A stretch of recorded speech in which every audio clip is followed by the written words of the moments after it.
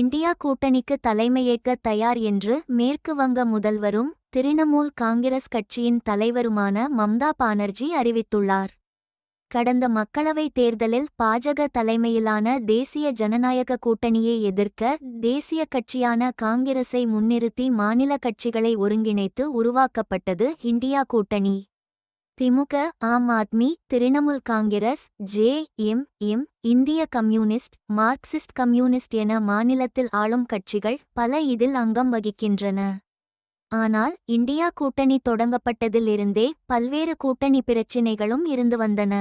கூட்டணியை ஒன்று சேர்ப்பதில் முக்கிய பங்கு வகித்த பிகார் முதல்வரும் ஐக்கிய ஜனதா தள தலைவருமான நிதிஷ்குமார் கடைசி நேரத்தில் பாஜக கூட்டணியில் சேர்ந்தார். டெல்லி, பஞ்சாபில் ஆம் ஆத்மி கட்சி தனித்து போட்டியிட்டது.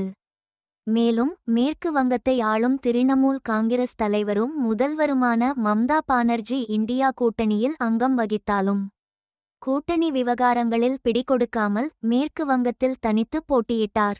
ஆனால் மக்களவைத் தேர்தலில் பாஜக தலைமையிலான தேசிய ஜனநாயக கூட்டணி அதிக இடங்களில் வெற்றி பெற்று மீண்டும் ஆட்சியை பிடித்தது. இந்தியா கூட்டணி 239 இடங்களில் வெற்றி பெற்றது. இந்நிலையில் தற்போது இந்தியா கூட்டணிக்கு தலையேற்க தயார் என்று மம்தா பானர்ஜி நேற்று அறிவித்தார்.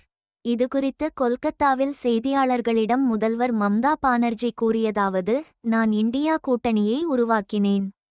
ஆனால் அவர்களால் எதிர்க்கட்சித் தலைவர்கள் அதை ஒன்றாக வைத்திருக்க முடியவில்லை. நான் என்ன செய்வது?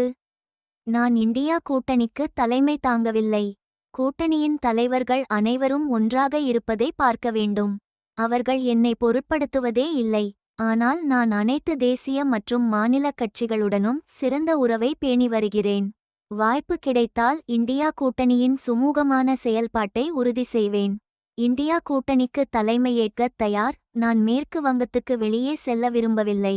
ஆனால் நான் மேற்கு வங்கத்தில் இருந்தே கூட்டணியை இயக்க முடியும் என்று தெரிவித்தார்.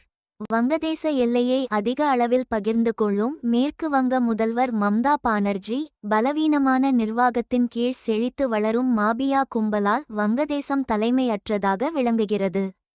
மேற்கு வங்க எல்லையில் ஒருவர் தீயை பற்ற வைத்தால் அது பிகார், ஒடிசா மாநிலம் வரை பரவி விடுகிறது.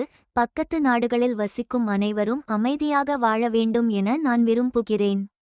மத்திய அரசு வங்கதேச அரசுடன் பேச்சுவார்த்தை நடத்தி அங்கு வசிக்கும் அனைவரின் பாதுகாப்பையும் உறுதி செய்ய தேவையான அனைத்து நடவடிக்கைகளையும் மேற்கொள்ள வேண்டும், அவர் தெரிவித்தார்.